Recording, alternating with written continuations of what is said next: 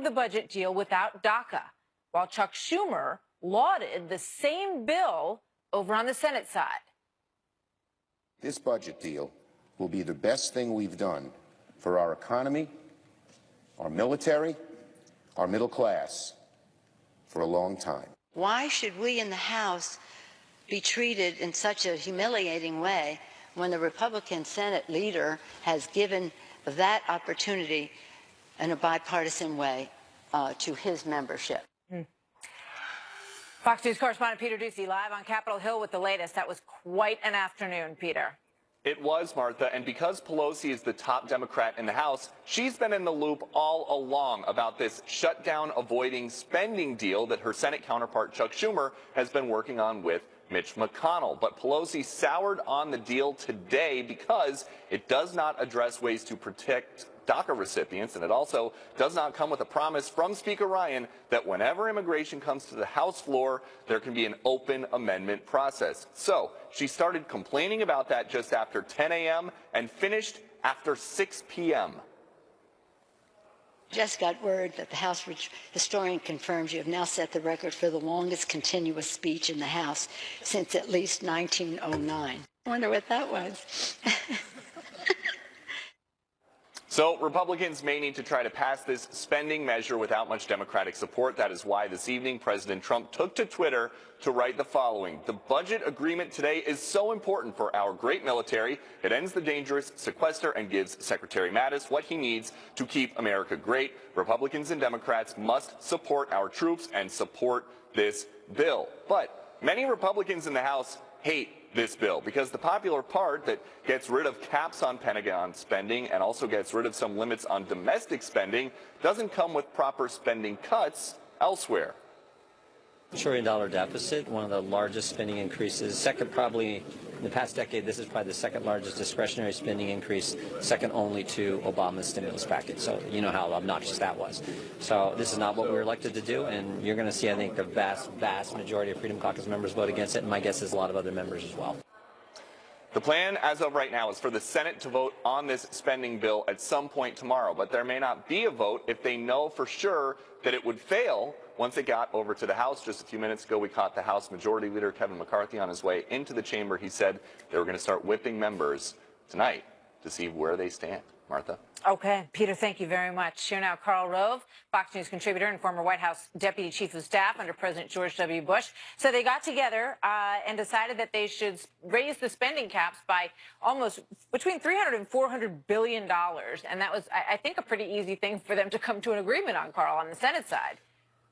Well, it is because, remember, caps are not appropriations, and they actually, originally the Democrats said if for every dollar you increase in defense caps, you need to increase in the non-discretionary, or excuse me, non-defense. Here's what the Senate is. It's $80 billion more to defense. That right now defense is at 549. This would carry it to 629.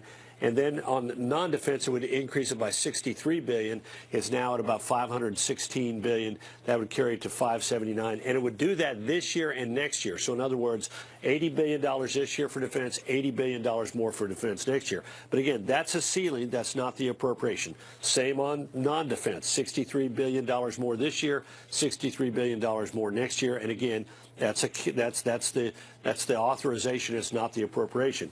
This bill would also raise the debt ceiling so that it's not voted on again until after this election, and then it would fill up the FEMA, the Federal Emergency Management Agency pot, which has now run out of money with about $80 billion for disaster relief. That money would sit there until it was needed over the course of the next several years. By comparison, Martha, the House bill that they're working on increases defense spending by $35 billion this year from 549 to 584. But does not increase non-defense spending, doesn't do anything about the debt ceiling, and doesn't do anything about filling FEMA. But, so there are big differences between the two chambers. I think Jim Jordan speaks probably for many Republicans out there. I think a lot of people thought when they sent all these Republicans to Washington, including a president, that there might be some discussion when you raise these caps about places where you could cut spending. Because I think everybody knows that there are indeed places where you can cut spending. I know this is just, but you're saying this is just the budget in a sense, right? This is, you can spend up to this amount. It's the budget framework, and the question is, the question is Well, they don't. Well, they do sometimes, but the question is what is the long game here? My sense is that they want to get the budget deal done, get the debt ceiling out of the way, clear the decks, so to speak, and then there will be a battle. Let's not kid ourselves. There will be a battle this year and next year about whether or not they actually do increase defense spending by $80 billion and increase non-defense spending by 63. There will be a continuing battle over this. This is just simply the framework, not the actual appropriation bills themselves. You know, I want to show just to Nancy Pelosi for a moment and the stance that she took today, a very strong stance. She spent many hours out there arguing that she wants the Dreamers to be allowed to stay in the country as part of this bill, and she feels, I think, betrayed by the deal that Chuck Schumer struck on the Senate side. But remember, when this happened, when she was basically overrun by Dreamer protesters when she was speaking in San Francisco not that long ago. You've asked some questions. You've asked some questions. You've asked some questions. Okay. Thank you. Thank you for your vision. No, you've asked questions. You've asked questions. You have spoken. I don't think she forgot that moment, Carl. In fact, the president reminded her of it just the other day, and that may have been some of the motivation for what we saw today.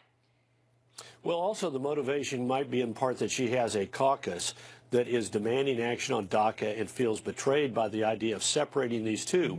They've got their own problem with shutdown-itis. They thought that in the House that shutting down the government by demanding that no spending bill be passed without a DACA fix in it was good politics and good policy, and it was neither. What's ironic is they got a better shot at getting a DACA fix and more comprehensive immigration if they clear the decks of the budget and then focus on that, because clearly President Trump has laid out a deal there. He said, I will give not a path to citizenship to 800,000, 700,000 who filed. I'll give it to 1.8 million, but we got to find a way to do something on border security that will, and reforming some of these immigration laws like I would like to have it done. So they got a chance to get this done if they're willing to negotiate and willing to separate these two. And what's interesting to me is her people were participating in all of these discussions on the Senate side, as were House Republicans, and somehow or another something happened today to cause her to walk away from it, at least temporarily. But this can't pass without a number of Democrats voting for it in the House. Before I let you go quickly, what did you think about the president saying, you know, I'd love a shutdown. I want border security. I want to protect the country from MS-13 and other groups, and I'd be happy to shut the government down over that. Look, a couple of weeks ago, he learned a very valuable lesson. When Chuck Schumer threatened to shut down the government, crying Chuck Schumer, as the president called him, the Schumer shutdown, the Democrats suffered. The president rose in the polls. The American people said, we don't want the government shut down. I think it's a mistake for the president to do that again. This time, he's on a good move right now, but he keeps getting in front of himself, and calling for a shutdown that he criticized 2 weeks ago is not going to advance his cause. Karl Rove, always good to see you, sir. Thank you, Karl. Thank you. So coming up next, remember when the GOP was ridiculed for having such a crowded presidential field? There were 17 of them. Remember those days way back then? So now, is it the Democrats' turn? The ever-growing list of surprising hopefuls that could be trying to jump in for 2020 next.